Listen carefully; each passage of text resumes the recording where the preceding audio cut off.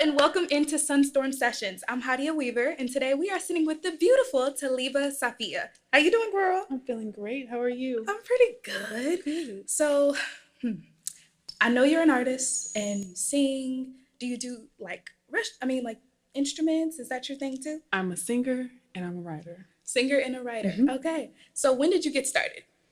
Um, in elementary school in Orange Mound, Miss Brothers class, I started singing in the choir. Oh, really? hmm Oh my gosh. And then how did that evolve? How did you evolve once you got older and whatnot? I'm just an artsy girl all around. I love different forms of being on stage. I love it when it's all eyes on me. So I had a moment where I was a theater girl in like middle school and high school, and I went to school thinking that I was gonna go and get a degree in theater, but I really just wanted to sing at the time. So I took some time to start learning how to write music for myself and hiring bands and hustling in the streets of New York and DC to book shows and stuff. So that kind of led me to coming back home and continuing my career from here. Oh, so you've traveled around to perform.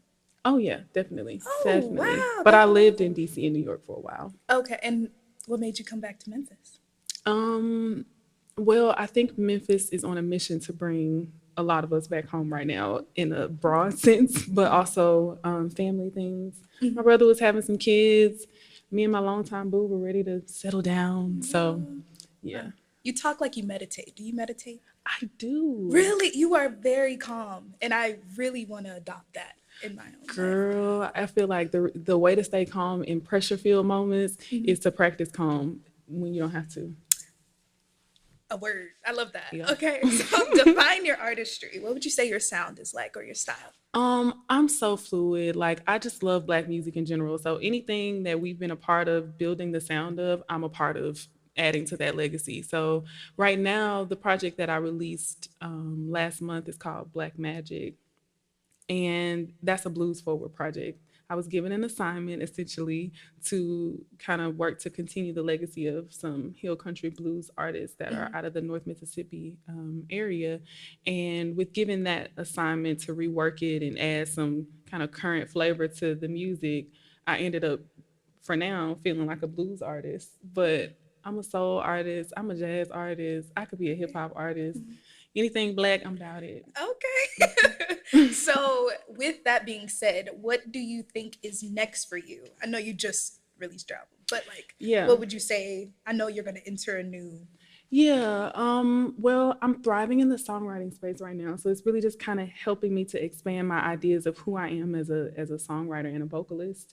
And so I've been able to have some fun with some more traditional sounding R&B things, some neo soul type of vibes. I've done a couple of house songs. So we've done a wide range of things that has been a lot of fun. So we'll see who ends up grabbing onto me to take charge of the next assignment. Ooh, I like It's that. exciting things. Yeah.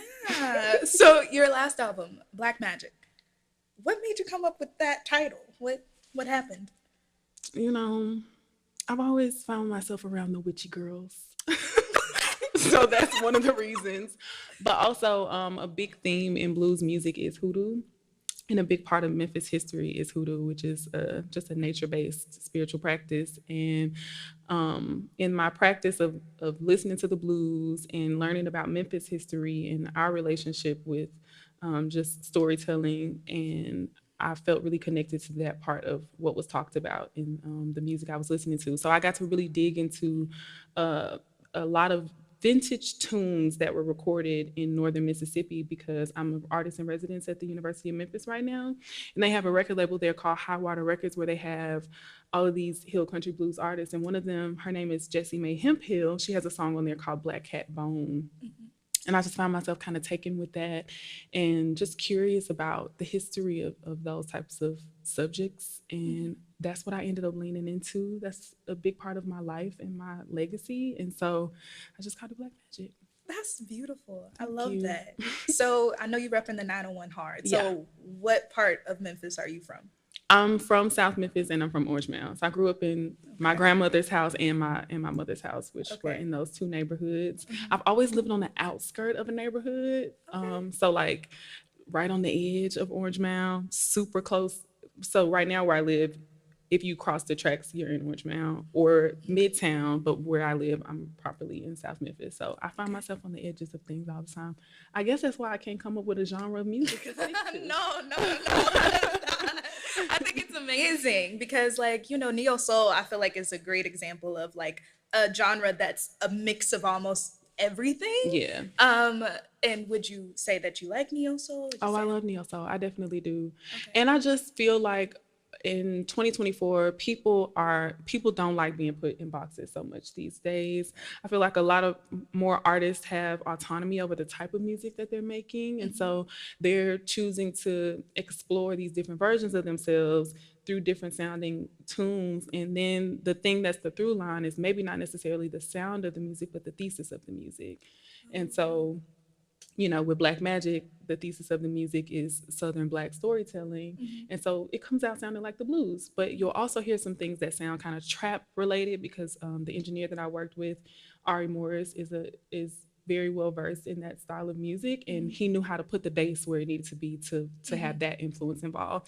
And then there's a song on the project called Delicious that's straight up R&B, but it's still in that thesis of Delicious. self magic, black Hmm. magic. Okay. Delicious is wonderful. You should get into that one. I will It definitely get feels into really it. good. Like Well, we'll right get after into it this. together in a little Yay! bit. Yes, that is right. You are performing. Yeah. So I also wanted to ask, like, with you, every time you speak, it's a statement.